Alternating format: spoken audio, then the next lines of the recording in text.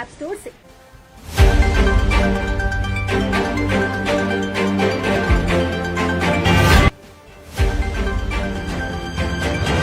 गुरुवार को अमेरिकी बाजार में उछाल, डाउ जोन्स 345 अंकों से बढ़ा, S&P 66 अंकों से बढ़ा और नैस्डैक 264 अंकों से बढ़ा। शुक्रवार को फ्यूचर्स मार्केट में दिखी नरमाई। आज FTSE 19 अंकों से गिरा और डैक्स 95 अंकों से गिरा। एशिया में निक्की 0.83 अंकों से बढ़ा, शंघाई 15.56 अंकों से बढ़ा और हैंगसेंग 40 अंकों से बढ़ा। क्रिप्टो के भाव में संतुलन, बिटकॉइन $16,500 और इथेरियम $1,100 के रेंज में। ब्रेंट के भाव में संतुलन, प्रति बैरल $83 के रेंज में। सोने और चांदी के भाव में संतुलन, दोनों के भाव में हल्का मूवमेंट। भारत के शेयर बाजार में नरमाई, सेंसेक्स 293 अंकों से गिरकर 60,880 अंकों पर बंद हुआ।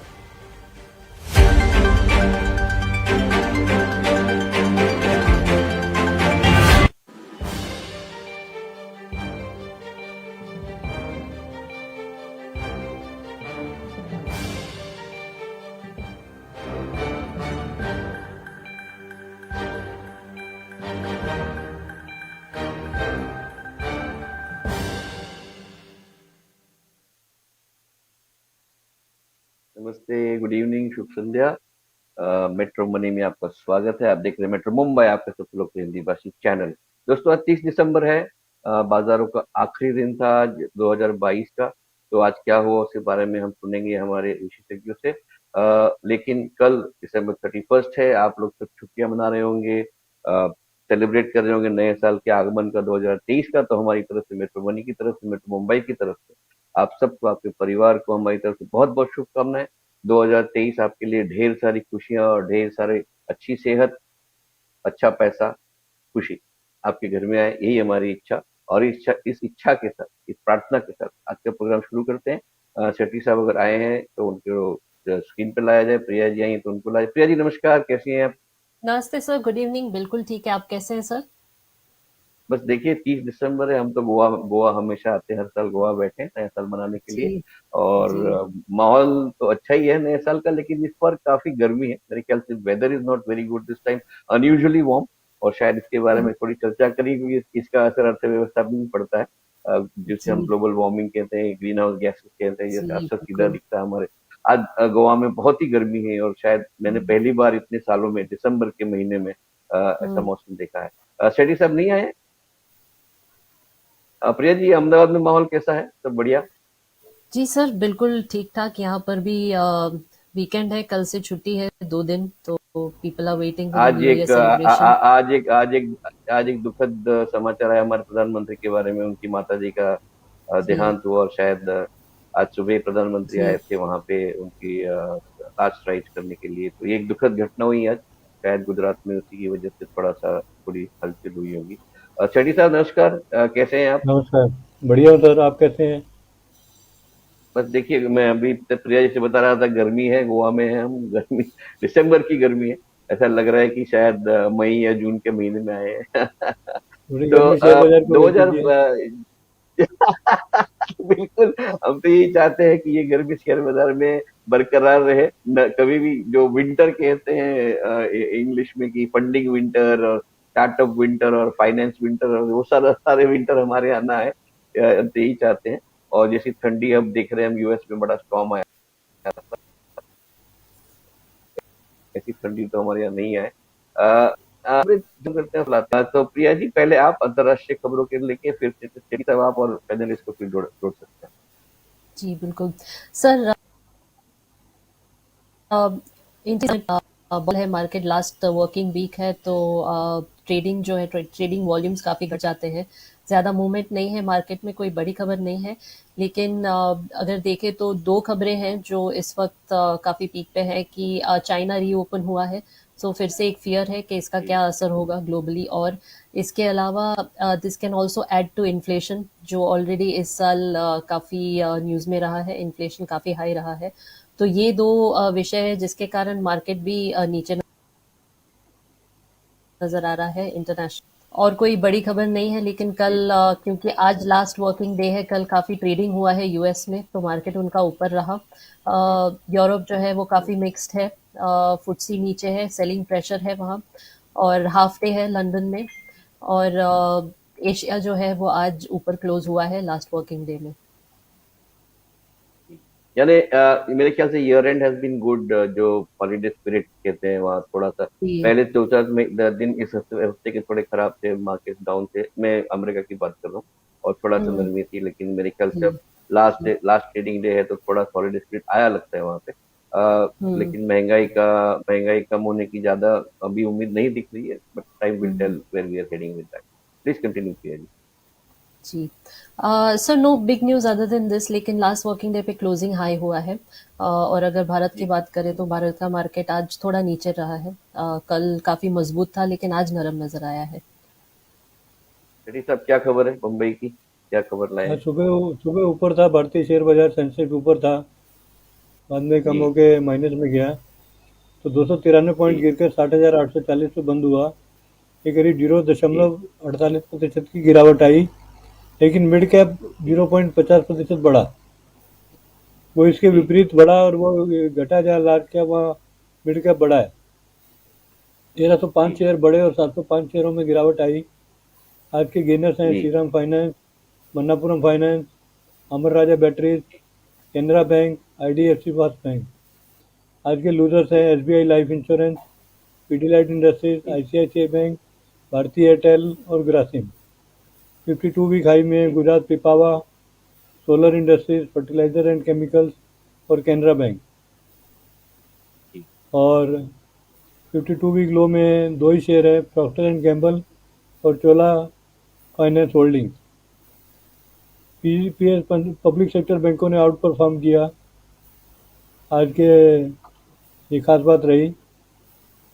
और पिछले एक साल में सेंसेक्स का 5.27% बढ़ा है एक साल में। जी जी और ईयर टू डेट 4.44%, 6 महीने में 14.75%, 3 साल में 46%, 2 साल में 27%, और 50,921 लो था और 63,583 हाई था। जी। करीब 12,000 पॉइंट का ऊपर नीचे रहा।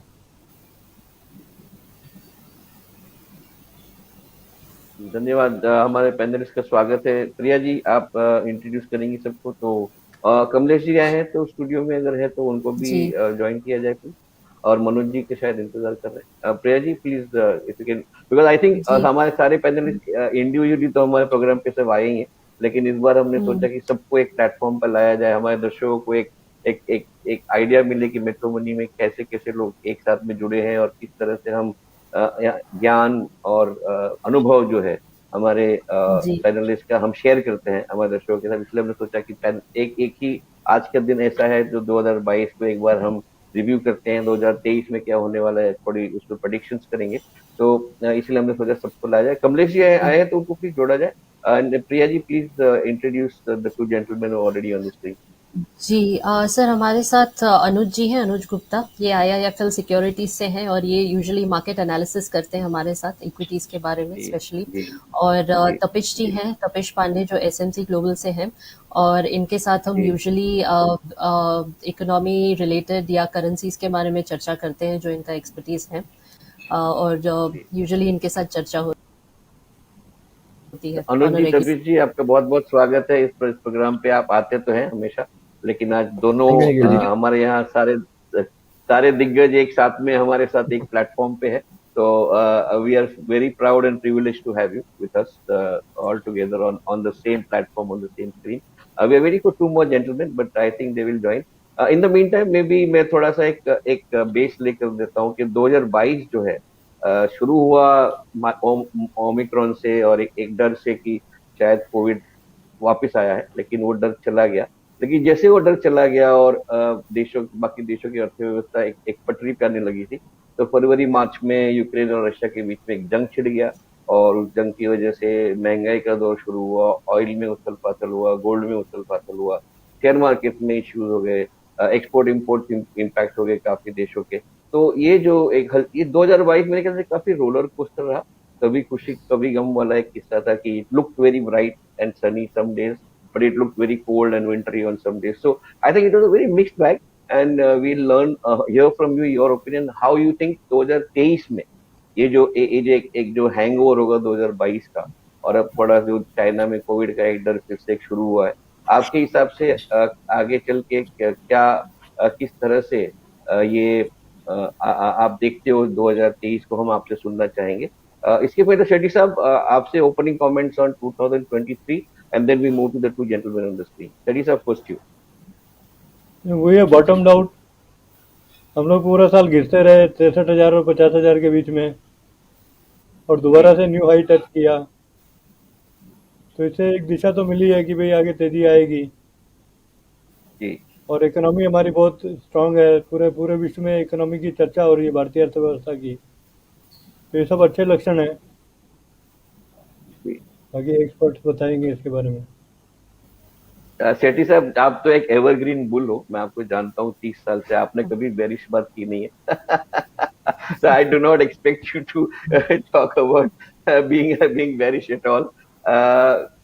So we have two more gentlemen on the screen. Priya ji, दोनों को आप इंट्रोड्यूस करें। जी, हमारे साथ है अरुण कुमार जी, अरुण कुमार मंत्री। ये जो है मंत्री फिनमार्ट के ओनर है। ये एक एनालिस्ट है, मार्केट का इनका अच्छा एक्सपीरियंस है और यूजुअली मार्केट एनालिसिस करते हैं हमारे साथ। और इसके अलावा हमारे साथ है कमलेश शाह जी, जो कि एक्स बैंकर है, रेगुलर है हमारे शो पर और हमेशा इनके साथ डिस्कस करते हैं यूजुअली बैंकिंग या इकोनॉमी रिलेटेड पे। जी, तो मेरे ख्याल से I think Anuj ji has a commitment and he has the short of time. So I will start with Anuj ji, not only because alphabetically A comes first, but because he also wants to go first. तो अनुज जी, आप comments करिए, और जब भी आपको programme छोड़ के जाना हो हमें बताइएगा, तो कोई प्रॉब्लम नहीं है, we understand that you have some other commitment. तो your comments sir on 2022, what happened, what was your, आपका क्या नजरिया था, और 2023 में आप क्या लगता है कि आगे होगा?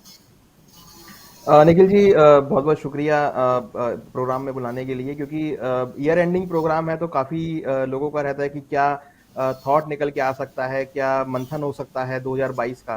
तो देखिए, मैं यहाँ पर आज इक्विटी को नहीं, आज मेरा कमोडिटी को लेकर चलूंगा, क्योंकि 2022 जो साल था वो एक्चुअली में जो मोमेंटम रहा वो कमोडिटी के ही चारों तरफ घूमा, और उसके चारों तरफ घूमने की वजह से आपकी जो इक्विटी है या आपकी जो बॉन्ड यील्ड है या फिर आपकी जो करेंसी है वो सारा मूवमेंट रहा। क्योंकि अगर आप 2022 के स्टार्टिंग से देखेंगे, जब रशिया यूक्रेन का वॉर स्टार्ट हुआ, तो कहीं ना कहीं क्योंकि रशिया और यूक्रेन दोनों ऐसी कंट्रीज हैं जो कमोडिटी में बहुत बड़ा रोल प्ले करती हैं। कहीं ना कहीं अगर आप देखेंगे तो रशिया पेट्रोल का बहुत बड़ा उत्पादक है, तो वहीं यूक्रेन अगर आप देखेंगे तो वीट का और साथ में एडिबल ऑयल्स में बहुत बड़ा प्रोड्यूसर है। तो उसकी वजह से हमने देखा कि 2022 में जहां क्रूड के प्राइस ऑलमोस्ट $139 तक गए थे, वहीं हमने देखा था कि जो एडिबल ऑयल के प्राइस थे वो करीबन 8,700 ऑलमोस्ट डॉलर टर्म्स में चले गए थे मलेशिया रिंगिट्स में। तो उसकी वजह से हमने देखा कि भारत के अंदर जो एडिबल ऑयल के प्राइसेस थे वो काफी शूट अप हुए थे। एक समय तो ऐसा आया था कि 200 रुपए लीटर तक प्राइस चले गए थे भारत के अंदर। तो कहीं ना कहीं जो कमोडिटी सेगमेंट था उसकी वजह से हमने देखा कि जो इन्फ्लेशन था पूरे वर्ल्ड में वो ऑलमोस्ट 40 साल के हाइस पे था। अगर हम यूएस की बात करें, 20 साल के हाइस पर करीबन यूरोप में देखा। और उसकी वजह से कहीं ना कहीं जो करेंसीज थी, अगर आप करेंसी को देखेंगे तो डॉलर इंडेक्स ऑलमोस्ट 20 साल के हाई पे था, और वहीं अगर आप देखेंगे पाउंड और euro almost life time loss पे ट्रेड करते हुए दिखाई दे रहे थे। इवन इंडिया का जो करेंसी है वो भी लाइफ टाइम लो पे ट्रेड कर रहा था। तो कहीं ना कहीं कमोडिटीज की वजह से हमने 2022 में मोमेंटम आते हुए देखा, और उसकी वजह से करेंसी काफी इफेक्ट हुई। बट अगर आप वही पिक्चर अगर आप साल के एंड में देखेंगे, सितंबर के बाद से, तो सब कूल ऑफ होते हुए दिखाई दी। हमने एडिबल ऑयल के प्राइस नीचे आते हुए देखे, एग्रीकल्चर के प्राइसेस हमने नीचे आते हुए देखे, क्रूड के प्राइस इनफैक्ट हमने अभी रिसेंटली $74 पर बैरल ब्रांड का भाव आते हुए देखा। वही हमने देखा कि एडिबल ऑयल के प्राइसेस भी यहाँ पे कूल ऑफ हुए। बट उसके साथ साथ अगर हम इसको कंपेयर करें सेफ हेवन कमोडिटी की साइड में, तो गोल्ड के प्राइस जहां साल के स्टार्टिंग में गिर रहे थे, वहां हमने देखा साल के एंड में गोल्ड और सिल्वर के प्राइस बढ़ते हुए दिखाई दिए। तो कहीं ना कहीं जो एक कमोडिटी का पूरा एक सर्कल था वो 2022 में देखने को मिला, और उस सर्कल में मोमेंटम होने की वजह से जो इन्फ्लेशन बढ़ा उसमें हमने देखा कि यूएस और सभी इकोनॉमीज ने इंटरेस्ट रेट बढ़ाने स्टार्ट किए। और हमारा ये मानना है कि 2023 में जो इंटरेस्ट रेट्स हैं ये पीक आउट होते हुए दिखाई देंगे और कमोडिटी के जो प्राइसेस हैं वो यहाँ पर आपको अगेन थोड़े कूल ऑफ होते हुए दिखाई देंगे। अगर हम बात करें कंजम्पशन कमोडिटी की लाइक आपकी एग्रीकल्चर और पेट्रोलियम प्रोडक्ट्स की, बट अगर हम बात करें सेफ हेवन साइड में गोल्ड सिल्वर की तो वो आपको बढ़ते हुए दिखाई देंगे। तो उसकी वजह से हम एक जो इन्फ्लेशन, जो हम भारत का इन्फ्लेशन 7.4 देख रहे थे साल के स्टार्टिंग में, वो ऑलमोस्ट 5.88% आया। तो कहीं ना कहीं जो एंडिंग हम कर रहे हैं 2022 में वो काफी पॉजिटिव कर रहे हैं और इसका इम्पैक्ट डेफिनेटली जो आने वाला बजट है भारत का उस पर इम्पैक्ट पड़ता हुआ दिखाई देगा। और हम देखेंगे कि 2023 का पहला क्वार्टर काफी पॉजिटिव होता हुआ दिखाई देगा और अगर 2023 का क्वार्टर पॉजिटिव जाता है तो हम वही पूरी जो मोमेंटम है वो पूरे साल में आते हुए देखेंगे, क्योंकि बजट से आगे आपको एक ट्रेंड आता हुआ दिखाई देगा। तो हमारा मानना है कि 2022 का जो साल था वो काफी कुछ लर्निंग के साथ यहाँ पे रहा, क्योंकि कमोडिटी की जो प्रोडक्शन और कंजम्पशंस हैं वो यहाँ पे काफी ज्यादा मोमेंटम से रही। तो अगर आगे चलकर ऐसी अनसर्टिनिटी देखने को मिलती है तो डेफिनेटली आपको 2023 में भी मोमेंटम रहेगा। तो नो डाउट कि 2023 जो है वो मोमेंटम भरा हो सकता है, क्योंकि वहां पे इंटरेस्ट रेट पीक आउट होते हुए दिखाई देंगे, इन्फ्लेशन जो है वो वहां पे कंट्रोल होता हुआ दिखाई देगा। तो उससे काफी हद तक आप देखेंगे कि इक्विटी मार्केट जो हम एक डोल ड्रम में चल रहे थे वो यहाँ पर अगेन पीक आउट, एक पीक पकड़ता हुआ दिखाई देगा। तो हमें लगता है कि 2023 में कमोडिटी के साथ साथ इक्विटी मार्केट आपको अब नेक्स्ट रोल प्ले करेगा, जहां पर हम 2023 में काफी अच्छी मोमेंटम होती हुई देखेंगे। एक सवाल है जो आपसे पूछूंगा और सारे पैनलिस्ट से भी कुछ रिस्पॉन्स दूंगा कि कहा जाता है कि कुछ देशों में 2023 के पहले हाफ में रिसेशन होने की बड़ी गुंजाइश है, खास करके क्योंकि ब्याज के दर बढ़े हैं और महंगाई का एक डर है, डिमांड भी थोड़ा सा मायूसी दिख रही है डिमांड फ्रंट पे। What is your opinion, do you think, and why I ask this question in the context of India कि भारत का जो निर्यात है वो काफी डिपेंडेंट है इन देशों पे जहाँ पे रिसेशन आने वाला है। अब जब रिसेशन उन देशों में आएगा तो हमारे निर्यात पे सीधा सीधा असर पड़ेगा और उसका असर सीधा हमारे फॉरेन एक्सचेंज रिजर्व पे पड़ सकता है। तो आपकी राय में क्या रिसेशन होगा या नहीं होगा, या क्या चांसेस है और उसका असर इंडिया पे क्या होगा? और देखिए, स्लो डाउन की अगर बात करेंगे तो पूरे साल हम देख रहे हैं 2022 में स्लो डाउन स्टार्टिंग से ही आ रहा था। उसकी वजह से हमने देखा कि जो एफओएमसी है उन्होंने इंटरेस्ट रेट बढ़ाए थे, बट अभी भी आप देखेंगे तो ऐसा कोई मेजर ट्रिगर नहीं दिखा है। हालांकि अगर आप यूरोप की बात करें तो यूरोप में डेफिनेटली थोड़ा सा स्लो डाउन देखने को मिला है, बट अगर आप ओवरऑल देखेंगे तो ऐसा कोई मेजर स्लो डाउन हमने इकोनॉमीज में नहीं आते हुए देखा, क्योंकि 2022 के स्टार्टिंग में सिनेरियो कुछ और था, 2022 के एंडिंग में सिनेरियो कुछ और है। देखिए, ये एक ऐसा साल है जहां पर आपको साल के 6 महीने कुछ और व्यू देखने को मिला था और साल के 6 महीने में, एंड के 6 महीने में कुछ और व्यू बनाए। तो ऑलमोस्ट अगर आप देखेंगे तो बिल्कुल मिरर इमेज हमने देखी है, जहां पर आपका जो ट्रेंड था वो स्टार्टिंग में गिरता हुआ दिखाई दे रहा था। यहाँ पर जो एक रिकवरी इकोनॉमी है वो हमने साल के एंड क्वार्टर में आती हुई देखी है। तो मोमेंटम वाइज अगर आप देखेंगे तो मुझे लगता नहीं कि ऐसा कोई मेजर स्लो डाउन आपको 2023 में इकोनॉमी में देखने को मिलेगा। डेफिनेटली थोड़ा बहुत आपको डेंट हो सकता है, बट उससे इतना बड़ा इम्पैक्ट मुझे लगता नहीं है कि कोई इकोनॉमी पे देखने को पड़ेगा। धन्यवाद अनुज जी, आप बने रहिए, जितना बने रह सकते हैं। अगर जब आपको आप जाना चाहो तो please to exit. Thank you very much for your comment. Manoj ji, आपका बहुत बहुत स्वागत है प्रोग्राम पे। अरुण जी, आपका भी स्वागत है। कमलेश जी, आपका भी बहुत बहुत स्वागत है। Tapesh ji, I will come to you next. You follow the market internationally and nationally.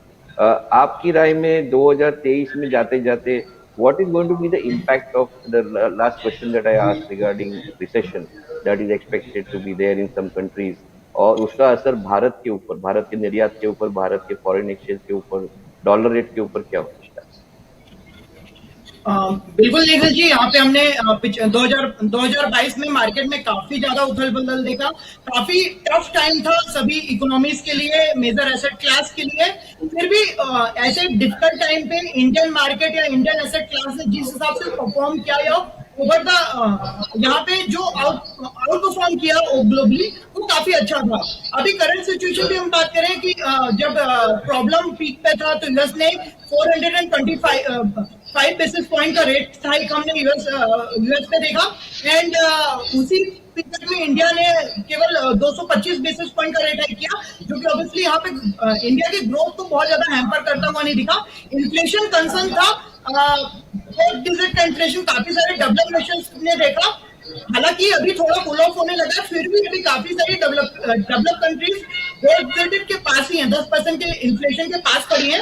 वहीं पे इंडिया की सिचुएशन देखिए तो इंडिया अपने आरबीआई के हायर टारगेट 6% का जाता है उससे नीचे आ चुका है। काफी अच्छी सिचुएशन बनी है।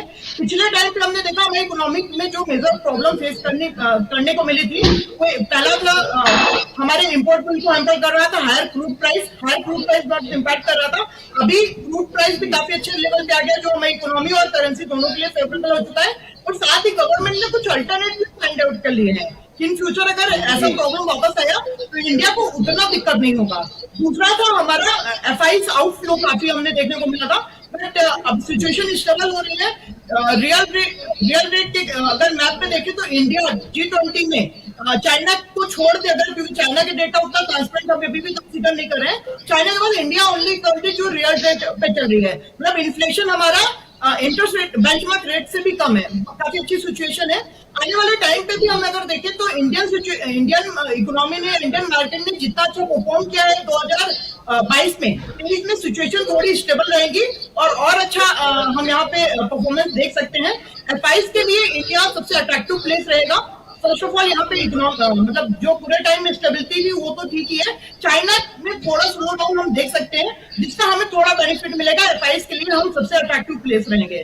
तो काफी अच्छा कैपिटल इनफ्लो आने वाले टाइम पे हम देख सकते हैं। 2023 का स्टार्टिंग हालांकि थोड़ा सा चैलेंजिंग हो सकता है, क्योंकि अभी इन्फ्लेशन पिक आउट हो चुका है, रेट हाइक का अब थोड़ा सा स्टेबल हो चुका है। हो सकता है फाइनेंशियल ईयर स्टार्टिंग में या फाइनेंशियल ईयर एंड तक में, मतलब हम यहाँ पे इंटरेस्ट रेट मतलब मॉनेटरी पॉलिसी में पिवट देखें, और जब पिवट होगा तो वहां पे ऑब्वियसली थोड़ी सी फाइनेंशियल मार्केट में भी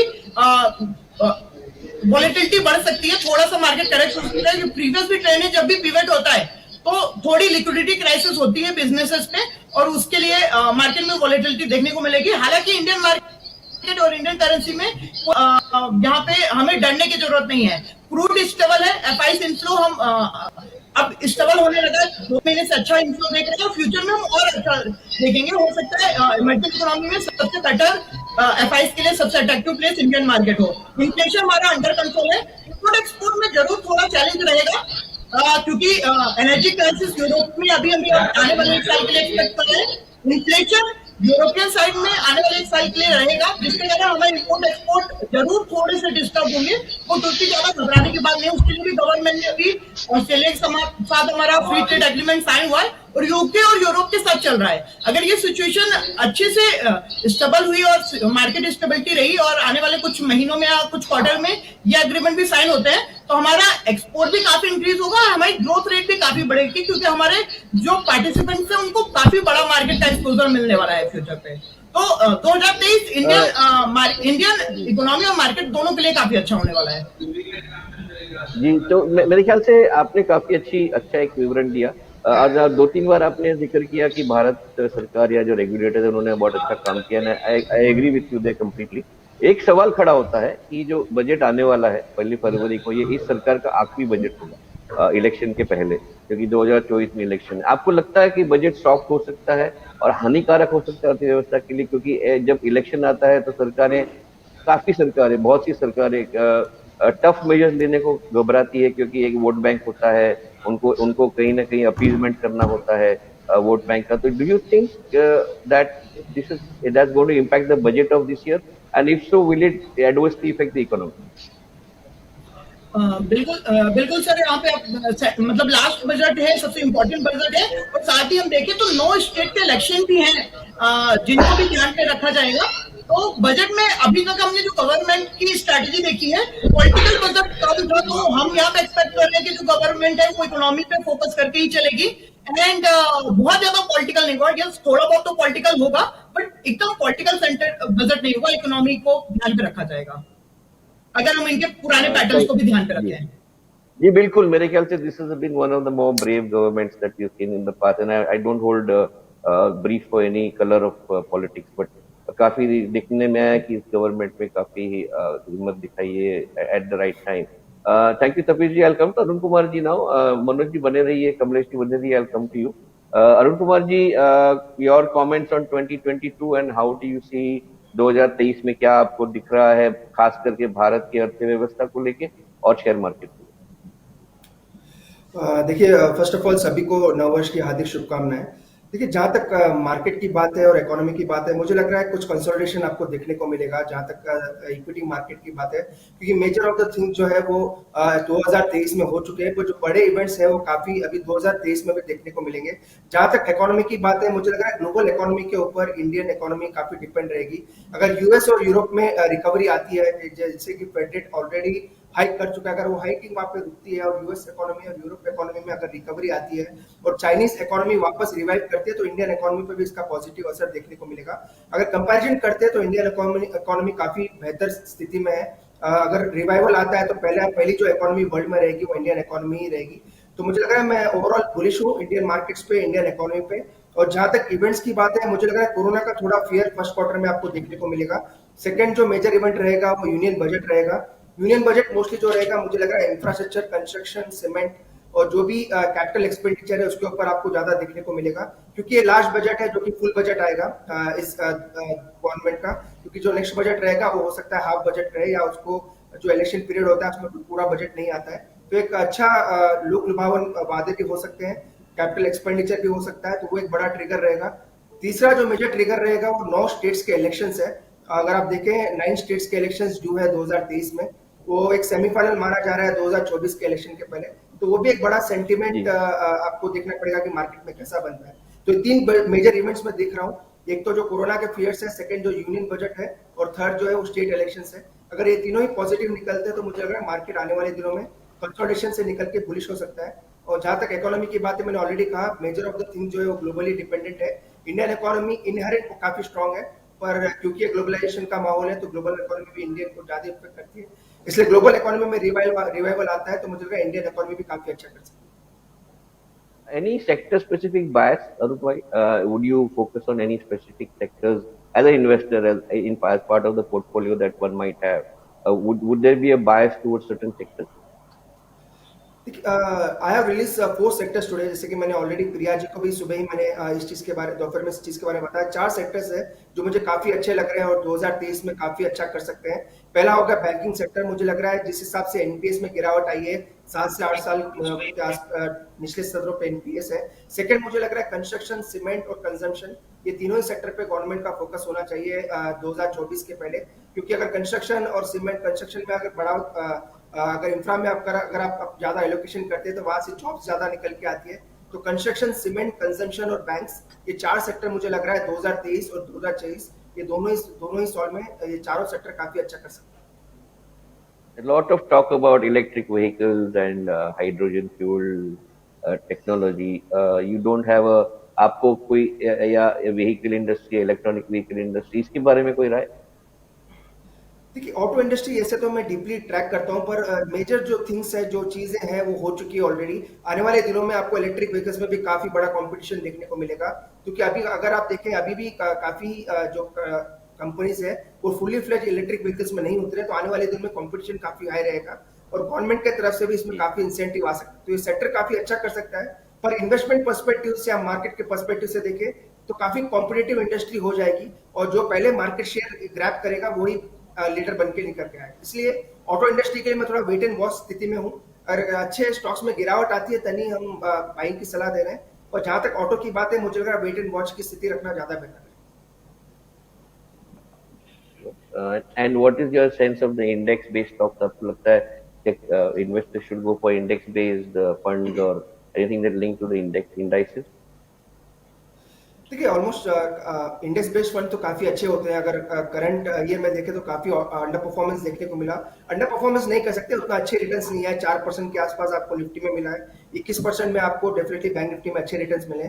तो इंडेक्स फंड्स और गोल्ड फंड्स, गोल्ड ईटीएफ्स आपके पोर्टफोलियो में जरूर होना चाहिए। मेरी काफी बार इंटरेक्शन इस साल में भी अपने चैनल के ऊपर हुई थी, मैंने ऑलमोस्ट सभी बार यही कहा, इक्विटी, गोल्ड और जो इंडेक्स फंड्स है तीनों ही आपके पोर्टफोलियो में होने चाहिए। क्योंकि अगर रिसेशन की बात होती है, अगर शैलो रिसेशन भी आता है, जो कि एक नया टर्म अभी निकल के आया कि शैलो रिसेशन आएगा, जिसका मतलब होता है कि 1 से 2 क्वार्टर तक रिसेशन रहेगा, अगर वो भी आता है तो गोल्ड में ज्यादा आपको अच्छे रिटर्न्स देखने को मिल सकते हैं। तो चारों ही चीज, तीनों ही चीज अपने पोर्टफोलियो में रखनी चाहिए। इक्विटी, गोल्ड और इंडेक्स फंड्स, ये तीनों में ही आपका अच्छा पोर्टफोलियो डिवाइड और अच्छा होना चाहिए। धन्यवाद Arun Kumar ji, I think that was good. And बने रहिए, I will come back to you. Technical team, yeah, I was not able to see all the panelists properly, so if you can just rectify that. I think we have lost two or three of them. I wanted to go back to Manoj Bhai. Manoj Bhai is there. Can you get Manoj Bhai on the screen? Or even Kamlesh ji is fine. The two panelists who have not yet come in. Technical team, do we have a problem here? Can we get? Thank you. Thank you very much. Manoj भाई नमस्कार, कैसे हैं आप? बहुत दिनों के बिल्कुल बाद आपसे बढ़िया मुलाकात हो रही है। जी। आपको नए साल की बहुत बहुत शुभकामनाएं। आप सुन रहे थे क्वाइट पेशेंटली हमारे तीन पैनलिस्ट ने अभी जो आपके सामने उन्होंने अपना अपना नजरिया रखा। तो आपकी राय 2022 के बारे में और आगे चल के 2023 में, you can speak about the stock market और द कमोडिटीज और ऑयल और गोल्ड, व्हाट एवर यू। सबसे पहले तो आपको और पूरी मेट्रो मनी की टीम को नव वर्ष की एडवांस में बहुत बहुत शुभकामनाएं, और सारे मेरे जो पैनलिस्ट कोलीग हैं उनको भी। वर्ष 2022 का जो रिव्यू है वो हमने बाकी जो पैनलिस्ट है उनसे सुना है, उसमें और मैं थोड़ा सा ऐड करना चाहूंगा।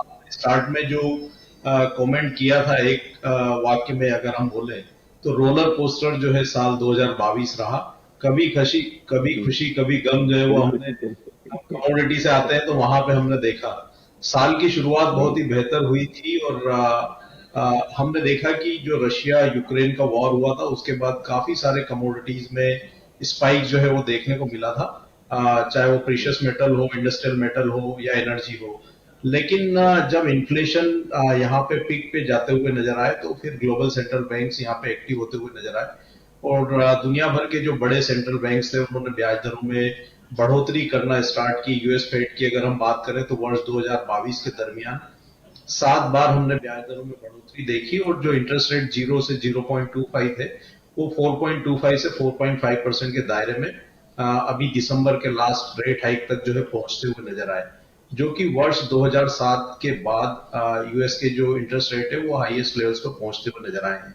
इसके साथ ही हमने देखा कि जो बॉन्ड यील्ड्स है वो भी बढ़ते हुए नजर आए। तो यहाँ पे जितने भी जो रिस्कियर असेट्स थे या जो ग्लोबल कमोडिटीज थे वहां पे फिर एक बार दबाव बनता हुआ नजर आया, और जो हमने रिटर्न्स फर्स्ट क्वार्टर में बनते हुए देखे थे काफी सारे कमोडिटीज में वो इरेज जो है होते हुए नजर आए।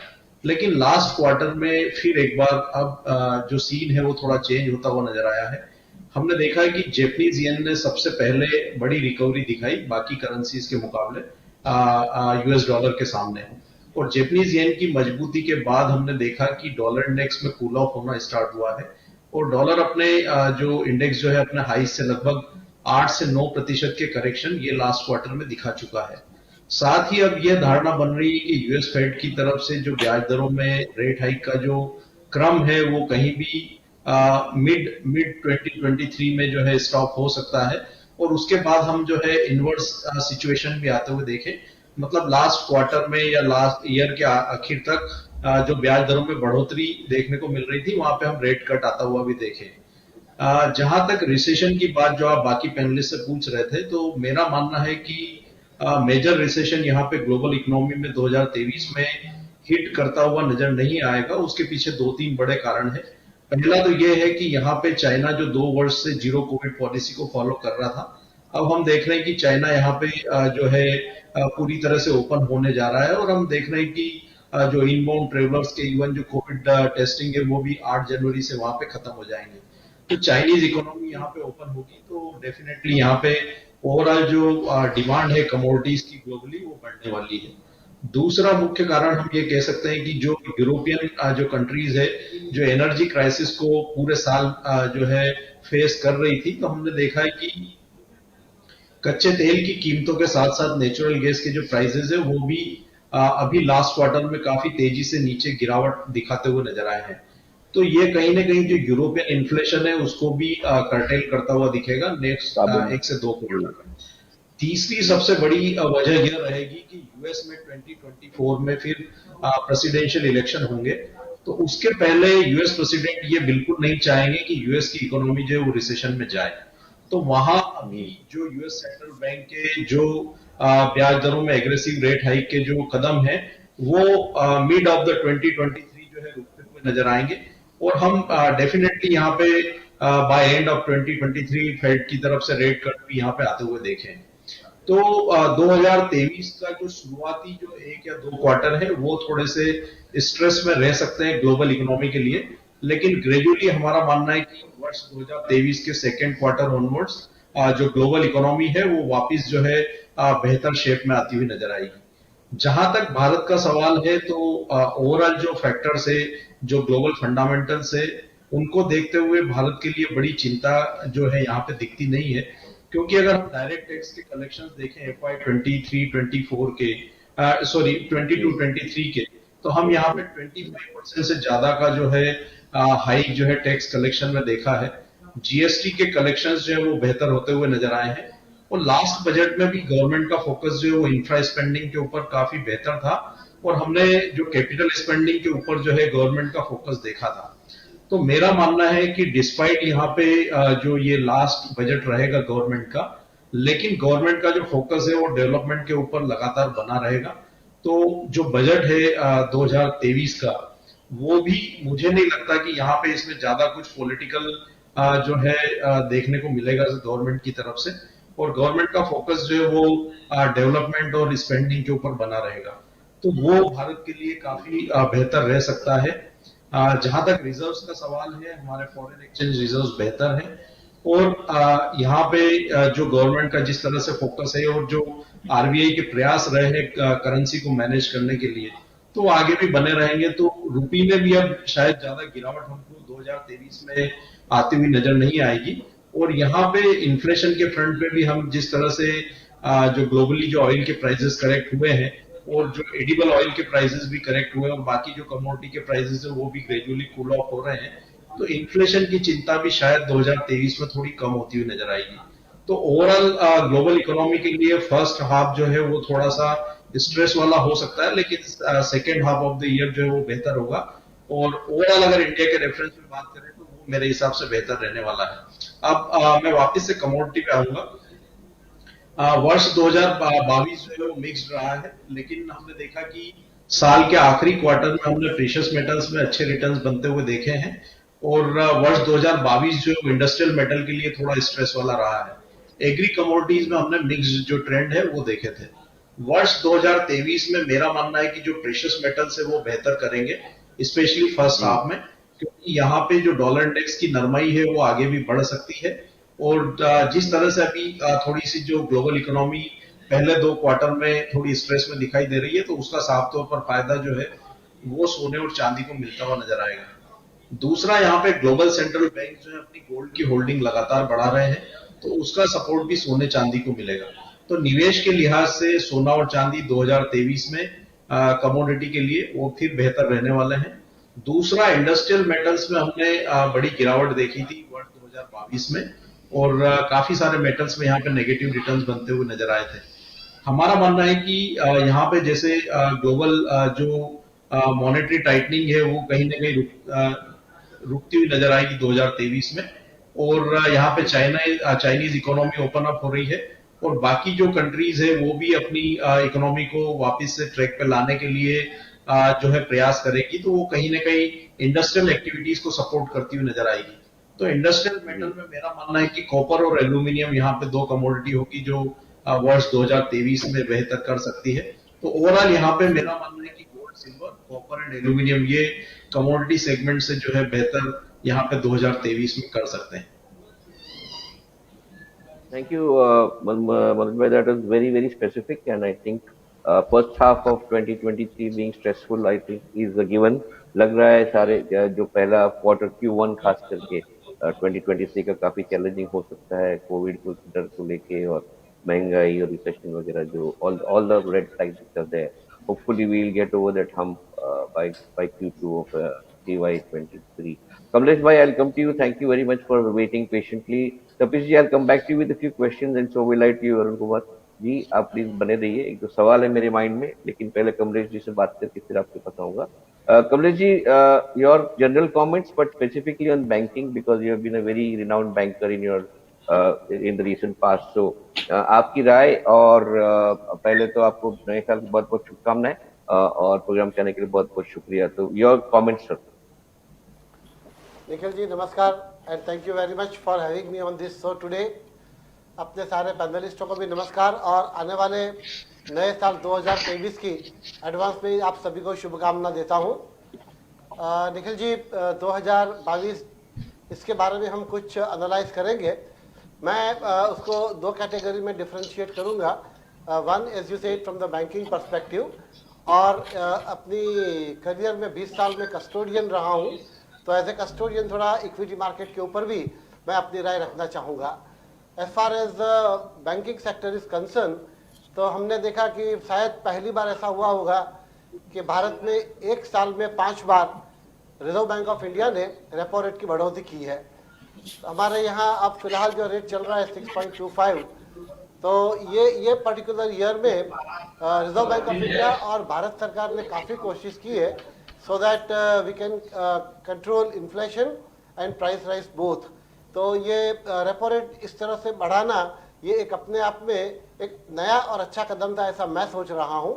बाकी जो अपने पैरामीटर्स है फाइनेंशियल सेक्टर को देखने के लिए, तो SLR 18% के ऊपर ही है, CRR 4.5 के ऊपर ही है, रिवर्स रेपो रेट 3.5 पे है, तो मुझे लगता है उसमें ज़्यादा कोई बदलाव हमने देखे नहीं है। CRR एक 50 बेसिस पॉइंट ज़्यादा है, पर मुझे लग रहा है 2023 में लिक्विडिटी की सिचुएशन जब अच्छी होगी, इन्फ्लेशन कंट्रोल में होंगे, तो शायद वो वापस 4% के ऊपर आ सकता है, ऐसा मेरा अनुमान है। इसके साथ साथ 2022 को मैं एक बहुत ही चैलेंजिंग ईयर के रूप में देख रहा हूँ ग्लोबली और ऑफकोर्स विद इंडिया। लेकिन ग्लोबली देखेंगे तो जैसे हमारे सारे पैनलिस्टों ने उसका उल्लेख किया पहले कि यूक्रेन रसिया वॉर, और दूसरी बात तो ये थी किसी ने सोचा नहीं था कि ये यूक्रेन रसिया वॉर इतना लंबा चल सकता है। तो यूक्रेन रसिया वॉर की वजह से एक सप्लाई चेन थी वो काफ़ी हद तक डिस्टर्ब हुई है यूरोप और बाकी मार्केटों के लिए, तो उसकी इम्पैक्ट हम लोगों को देखने को मिली है कहीं ना कहीं पर। और दूसरा ये मैं देख रहा हूँ कि जिस प्रकार से अपने यहाँ अभी इन्फ्लेशन एंड महंगाई बढ़ी हुई है, तो महंगाई को भी कंट्रोल करने के लिए 2023 में government and reserve Bank of India को और कुछ कड़े कदम उठाने पड़ेंगे। जहाँ तक ये जो यूक्रेन का सवाल था, हम बैंकिंग में हमेशा ऐसा कहते थे निखिल जी, जब हम ईयर के बिगिनिंग में अपना एनुअल बजट बनाते थे, फाइनेंशियल बजट बनाते थे, ऑपरेशंस रिव्यू होते थे, तो हम कहते थे कि एक्सपेक्ट अनएक्सपेक्टेड। तो ये जो एक्सपेक्ट अनएक्सपेक्टेड वाली चीज़ है ना, वो 2023 में भी संभव है। मैं एक सबसे बड़ा चैलेंज जो देख रहा हूँ आज, कि हालांकि इसकी ग्लोबल इम्पैक्ट अभी इतनी नहीं है, पर जिस प्रकार से चाइना में कोरोना के केसेस आ रहे हैं, चाइना की सिचुएशन मीडिया के सामने आ रही है, जापान में आ रही है, यूनाइटेड स्टेट्स में कुछ केसेस बढ़ रहे हैं, और अपने भारत सरकार ने भी कहा है कि आने वाले 40 दिनों के लिए हम सबको अलर्ट रहना है और हम सबको एक्स्ट्रा केयर लेनी है, प्रिकॉशंस लेना है। लेट्स प्रे कि ऐसा दोबारा कोरोना जैसी क्राइसिस हमारे देश में ना आए, लेकिन ये एक चैलेंज और ये एक इश्यू है। तो मैं ऐसा सोचता हूँ कि 2022 में इस प्रकार की कुछ चैलेंजेस आई, लेकिन सरकार ने, RBI ने उसे अच्छी तरह से टैकल किया, ऐसा मैं कह सकता हूँ। मैं 2022 से कुछ आंकड़े सिक्योरिटीज मार्केट के लिए भी मैं लाया हुआ हूँ। एक इंटरेस्टिंग डेटा मेरे पास आज ये आया कि सेंसेक्स जब उसका बेस 1979 में 100 के लेवल पे था, 100 से बिगिनिंग हुआ था, so after almost now 43 years it has cross to the 60,000 level, और ये 63 टच जो हमने हाईएस्ट देखा, तो ये पिछले 43 ईयर्स में ऑन एन एवरेज अगर आप CAGR देख रहे हो ना, तो वो 16% आ रहा है। I think it would be one of the best return in any of the asset class. जहाँ तक इंडेक्स का सवाल है, तो 31 मेरे पास ये आंकड़े भी है, 31 दिसंबर 2021 के टाइम अपना इंडेक्स था 58,253 and today we are at 60,800 something. तो इंडेक्स की मूवमेंट जिस तरह से रही ना, तो उसमें ज़्यादा कुछ मूव देखने को नहीं मिले, लेकिन इंटरमिटेंटली मार्केट में अप्स एंड डाउन्स जो आते रहे, उसकी एक वजह मैं ये मानता हूँ कि ये साल में करीबन 6 महीने तो ऐसे थे जिसमें FII वॉज नेट सेलर था, एंड आई बिलीव अगस्त के बाद उनका थोड़ा जो बाइंग पिकअप हुआ, तो थोड़ा हमको मार्केट के अंदर एक जिसे हम कहते हैं ना कि थोड़ा बुल रन देखने को मिला। हाँ, एक बात निश्चित है, एज ए कस्टोडियन मैं आपसे कहूँगा निखिल जी, कि India is always going to be a preferred market for the European American funds. So India में फंड्स आते रहेंगे, FDI रूट कहिए या PFI रूट्स कहिए, फंड आते रहेंगे, और इंडिया की इकोनॉमी अगर अब जो आपने बात की थी कि कुछ लोग प्रेडिक्ट कर रहे हैं कि यूनाइटेड स्टेट्स में रिसेशन आ सकता है, मेरा भी ऐसा एक मानना है, क्योंकि यूनाइटेड स्टेट्स से कुछ डेटा मेरे पास आ रहे हैं, तो जिसपे कई जगह पे ले ऑफ देना शुरुआत हुआ है, कॉस्ट कटिंग के मेजर्स चालू हुए हैं, तो वो एक संभावना होती है।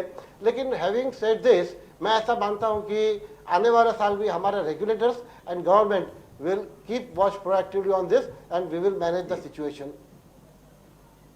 कमलेश जी, एक सवाल है मेरा बैंकिंग को लेके, और ये शायद as part of the business community I ask this question. Corona के समय एक डर था कि बैंकिंग सेक्टर में एनपीएस काफी बढ़ेंगे, क्योंकि companies close down, businesses close down, there was a slow down, there over leveraging. लेकिन शायद आरबीआई ने काफी अच्छे स्टेप लिए, सीएलजी स्कीम अनाउंस किया, थोड़े डेट हॉलीडेज अनाउंस किए, और हमने कोई ज्यादा स्पाइक देखा नहीं।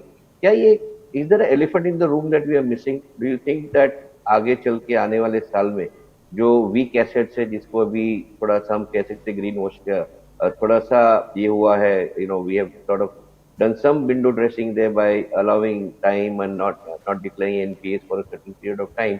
आपको लगता है ये ओवरहैंग है या we have crossed the hump? Nikhil ji, जहाँ तक इंडियन बैंक्स का सवाल है, तो मैंने आपने भी ये देखा होगा मीडिया में पिछले कुछ दिन पहले कि बहुत सारे बैंकों के बैलेंस शीट को क्लियर किया गया है more than 10 lakh crore rupees के अमाउंट से।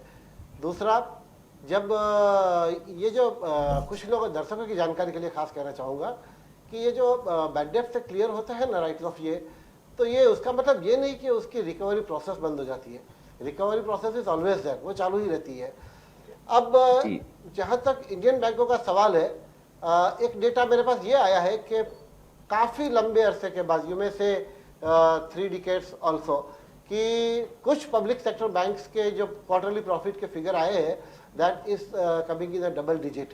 तो मैं ऐसा सोच रहा हूँ कि अपने यहाँ जो एनपीए के इश्यूज है और जिस तरह से आरबीआई उससे निपट रही है, बैंक को रिकैपिटलाइज कर रही है, और एक मैं ऐसा सोचता हूँ कि आने वाले दिनों में और अच्छे कुछ नॉर्म्स आरबीआई लाएगी, क्योंकि एसेट रिकंस्ट्रक्शन कंपनी है, उनके पास भी कई बैंकों के बड़े पोर्टफोलियो चले गए हुए हैं। तो जहाँ तक ये एनपीए डील करने का सवाल है, या गवर्नमेंट जिस तरह से बैंकों में सुधार लाना चाहती है ना, तो ये 2023 में कंटिन्यू रहेगा। हाँ ठीक है, उसकी इम्पैक्ट एक है, लेकिन वो इम्पैक्ट इतनी सीवियर नहीं होगी जितना हम अनुमान लगा रहे हैं। जी जी जी, धन्यवाद। मैं यही पूछना चाहता था कि there is elephant in the room और नॉट, एंड आई थिंक आपने जवाब दिया कि it is not there. Tapir ji, Arun Kumar ji, एक सवाल है जो मैंने आज कुछ नंबर देख रहा था किसी के एनालिसिस में कि जो क्वार्टर 2, जो Q2 हमारा फाइनेंशियल का Q2 इंडिया का जो खत्म हुआ सितंबर में, उसमें अगर आप कुछ आंकड़े देखते हैं तो जो प्राइवेट कंजम्पशन है उसमें काफी अच्छा जंप आया, लेकिन जो मैन्युफैक्चरिंग इंडेक्स है उसमें 6% ड्रॉप आया, 4.5 और 5% ड्रॉप आया, और आयात जो है, इम्पोर्ट जो है, वो काफी बड़े पैमाने पे एक जंप हुआ। इसका मतलब ये होगा जो प्राइवेट कंजम्पशन जो हो रहा है, जो प्राइवेट कंजम्पशन में जो जंप आ रहा है, that is being somehow met by imports and not by local manufacturing. एक थोड़ा सा एक डर है, थोड़ा सा एक रिजर्वेशन है माइंड में कि क्या अगर ये मैन्युफैक्चरिंग इंडेक्स जो है इंडिया का अगर इसी तरह से फ्लैट रहा, या अगर थोड़ा डाउनटर्न आता है और कंजम्पशन पैटर्न इस तरह से बढ़ते जाएंगे, तो क्या डॉलर के ऊपर प्रेशर नहीं है? क्या हमारे इंपोर्ट्स अगर इतने बढ़ते हैं और exports are not increasing in the same proportion, so the gap obviously is increasing. How do you see this playing out in the coming year? Tapish ji, first you, then I'll go to Arun Kumar. बिल्कुल sir, यहाँ पे काफी अच्छा point आपने raise किया। पहली बात तो हमारी मैन्युफैक्चरिंग एक कमजोर कड़ी रही है हमेशा से। सर्विस में हम काफी अच्छा परफॉर्म कर रहे हैं, मैन्युफैक्चरिंग पे हम देखें तो भाई कुछ ही इंडस्ट्री है जो अभी स्टेबल हो रही है, बाकी सभी में काफी ज्यादा स्कोप है। हालांकि काफी इंप्रूवमेंट है, बट अभी बहुत बड़ा रास्ता तय करना बाकी है। और हम अगर बात करें जो हमारा सप्लाई चेन क्राइसिस हुआ है या फिर इन्फ्लेशन आउटब्रेक हुआ है, उसके कारण काफी सारे जो मैन्युफैक्चरिंग हमारे यहाँ हो भी रही है, उसके रॉ मटेरियल हमें इंपोर्ट करने पड़ रहे हैं। तो डायरेक्टली हमारा जो हमें इंपोर्ट नंबर देखने को मिलता है, इंपोर्ट नंबर उससे थोड़ा सा ज्यादा ही हम आइडली कंपेरिजन करेंगे। और ये जो कॉस्ट का थ्रेट है ये आने वाले टाइम पे भी रहने वाला है। हालांकि सिचुएशन थोड़ी स्टेबल होने लगी है, डॉलर इंडेक्स में काफी अच्छा कूल ऑफ देखने को मिला है, और डॉलर इंडेक्स में जो सिचुएशन है हो सकता है हम 100 के आसपास भी उसे आने वाले टाइम पे देखें। गवर्नमेंट के जो पैटर्न हमने रिकॉर्ड किया है कि जैसे ही डॉलर इंडेक्स कूल ऑफ होता है वो फॉरेक्स रिजर्व एक्यूमुलेट करने स्टार्ट कर देता है। अभी भी हम 560 बिलियन के फॉरेक्स रिजर्व में पहुंच चुके हैं, और डॉलर इंडेक्स क्योंकि अभी आने वाले टाइम पे यूएस उतना रेट हाइक नहीं करेगा, बट यूरोप क्योंकि यूएस थोड़ा अर्ली रेट हाइक स्टार्ट किया था, यूरोप और यूके थोड़ा लेट किए थे as compare to specially European countries ने। सो यूरोप रेट हाइक अभी एग्रेसिव रहेगा, जिसके कारण यील्ड थोड़ा कम होगा। यील्ड कम होने के कारण यूरो पे थोड़ा सा हमें बेटर, यूरो में हम थोड़ा ऑप्टिमिस्टिक हो सकते हैं शॉर्ट टर्म के लिए, जिसके कारण डॉलर में थोड़ी और गिरावट देखने को मिलेगी। वो एक अच्छी अपॉर्चुनिटी रहेगी गवर्नमेंट को फॉरेक्स रिजर्व एक्यूमुलेट करने के लिए। एंड अगर 100 के आसपास गया तो गवर्नमेंट फॉर श्योर यहाँ पे काफी डिसेंट फॉरेक्स रिजर्व एक्यूमुलेट करेगी, जो हमारे इंपोर्ट बिल में अगर डेफिसिट बढ़ता भी है तो उसको मैनेज करने पे बहुत अच्छे से हेल्प करेगा। प्रीवियस सिचुएशन में भी हमने देखा जब क्रूड के प्राइस बढ़े थे, गवर्नमेंट ने एक एग्रेसिव फॉरेक्स रिजर्व, हालांकि हम लोगों को आप किसी भी नॉर्मल इकोनॉमिक्स से बात करते तो वो कभी सजेस्ट नहीं करता कि एक इंडिया जैसी इकोनॉमी के लिए इतना हाई फॉरेक्स रिजर्व होना चाहिए था, बट वी डोंट नो कि ऐसी सिचुएशन आएगी। और इस सिचुएशन पे हमने अपनी करेंसी वॉलेटिलिटी को काफी अच्छे से मैनेज किया, हमने अपने इंपोर्ट एक्सपोर्ट को मैनेज किया, और कभी भी हमें डर नहीं लगा। इतनी मतलब अगर सिचुएशन थोड़ी और लंबी भी चलती तो इंडिया काफी अच्छे पोजीशन में था अपने इंपोर्ट्स और अपनी मार्केट की वॉलेटिलिटी को बैलेंस करने के लिए। अभी पैटर्न वो पैटर्न अभी भी चल रहा है। डॉलर के कूल ऑफ को अच्छे से यूटिलाइज किया जाएगा, फॉरेक्स यहाँ पे किया जाएगा। सेकंड चीज मैंने फर्स्ट उस पर पहले भी बोला था कि अभी काफी सारे फ्री ट्रेड एग्रीमेंट काफी जो नेगोशिएशन है वो काफी अग्रेसिवली चल रहा है।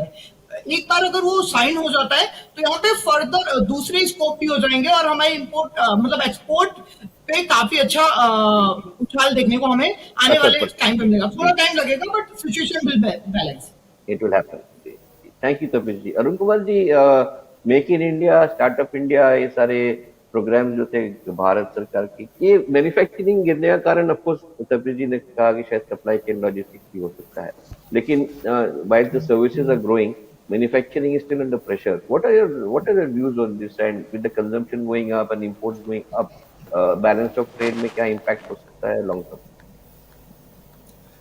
देखिए सर, जो ट्रेड डेफिसिट है इसको काफी क्लोजली मैं ट्रैक करता हूँ। देखिए, दो चीजें मैं आपको इस चीज में बता देता हूँ। जहां तक ग्लोबल इकोनॉमी की बात है, अगर आप सभी कंट्रीज को देखें, यूरोप, यूएस और मेजरली चाइना, सभी में काफी बड़ा स्लोडाउन लास्ट 2 से 3 क्वार्टर में आया है, पर इंडियन इकोनॉमी जो है वो काफी रोबस्ट बनी हुई है। इसी कारण जो एक्सपोर्ट इंडिया से होता है वो 25% के आसपास इंजीनियर गुड्स का होता है। जो इंजीनियरिंग के जो गुड्स होते हैं वो एक्सपोर्ट होते हैं। अगर ग्लोबल में स्लोडाउन आता है तो वो एक्सपोर्ट्स आपको गिरते हुए नजर आएंगे। सिमिलरली वो मैन्युफैक्चरिंग जो इंडिया में जो इंजीनियरिंग गुड्स की हो रहे हैं वो भी गिरते हुए नजर आएंगे। तो दोनों ही चीजें इंपैक्ट कर रही है, जो कि मैन्युफैक्चरिंग को नीचे लेके आया है, और जो कि ग्लोबल इकोनॉमी काफी वीक है, इसलिए आपको वहां पे आपको इंजीनियर गुड्स एक्सपोर्ट होते हुए नजर नहीं आ रहे, इसलिए एक्सपोर्ट्स की वैल्यू भी गिरी है। और जहां तक इंपोर्ट की बात है, इंडियन इकोनॉमी काफी रोबस्ट है, काफी चीजें इंडिया में आके कंज्यूम हो रही है, तो वो भी चीज आपको नजर आए कि इंडियन इकोनॉमी में जो रोबस्टनेस आई है इसकी वजह से इंपोर्ट भी काफी बढ़ा है। तो ये सभी चीजें कनेक्टेड है, सभी चीजों में आपको डेटा में भी क्लियरली नजर आ रहा है। इसीलिए आप रेगुलरली 1 से 2 क्वार्टर में देखें, इंपोर्ट काफी बढ़ रहे हैं पर एक्सपोर्ट नहीं बढ़ रहे, क्योंकि जो चीजें हम एक्सपोर्ट करते हैं वो मेजरली ग्रोथ ओरिएंटेड होते हैं, या जीडीपी के या किसी भी कंट्री के ग्रोथ के ऊपर डिपेंड होते हैं। इंजीनियर गुड्स हम एक्सपोर्ट करते हैं, वहां पे आपको ग्रोथ नजर नहीं आ रही। सेकेंडली हम स्टील एक्सपोर्ट करते हैं, वहां पे भी इंडियन गवर्नमेंट ने काफी ड्यूटी वगैरह लगा रखी थी, एक्सपोर्ट ड्यूटी लगा रखी थी, इसी वजह से वो भी ज्यादा एक्सपोर्ट्स आपको देखने को नहीं मिले। इसी ये सभी चीजें इंपैक्ट करी है ओवरऑल ट्रेड डिफिसिट को। इसीलिए आप देख रहे हैं कि एक्सपोर्ट्स काफी गिर रहे हैं पर इंपोर्ट्स काफी बढ़ रहे हैं। ये क्लियरली बताता है कि जो ग्लोबल इकोनॉमी है वो थोड़ी स्लो डाउन है, इसलिए हम एक्सपोर्ट ज्यादा नहीं कर पा रहे हैं। और जहां तक इंपोर्ट्स की बात है, इंपोर्ट्स हम अच्छा कर रहे हैं, क्योंकि यहाँ पे कंजम्पशन काफी बड़ा है, कंजम्पशन बेस काफी बड़ा है। लेकिन एक चीज मैं आपको क्लियरली बता देता हूँ, अगर चाइना रीओपन होता है और वास्टली रीओपन होता है, एक बड़ा डिमांड आपको इंडिया से जाता हुआ नजर आएगा, बड़ा डिमांड इंडियन गुड्स के लिए भी आपको नजर आएगा, और सारे ग्लोबल में इंडियन गुड्स और चाइनीज गुड्स दोनों की मांग बढ़ेगी। तो ओवरऑल मैं इसको पॉजिटिव मानता हूँ अगर चाइनीज रीओपन होता है। नो डाउट कोविड पीरियड्स तो रहेंगे अगर रीओपन होता है, पर ये डेटा काफी मजबूत मुझे नजर आता है इंडिया के पर्सपेक्टिव।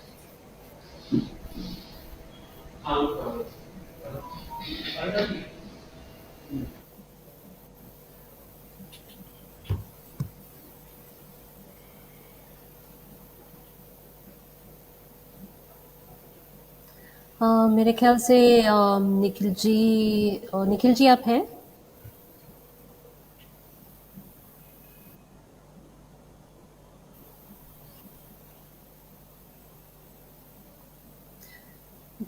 निखिल जी आप हैं? आपकी आवाज नहीं आ रही है। maybe the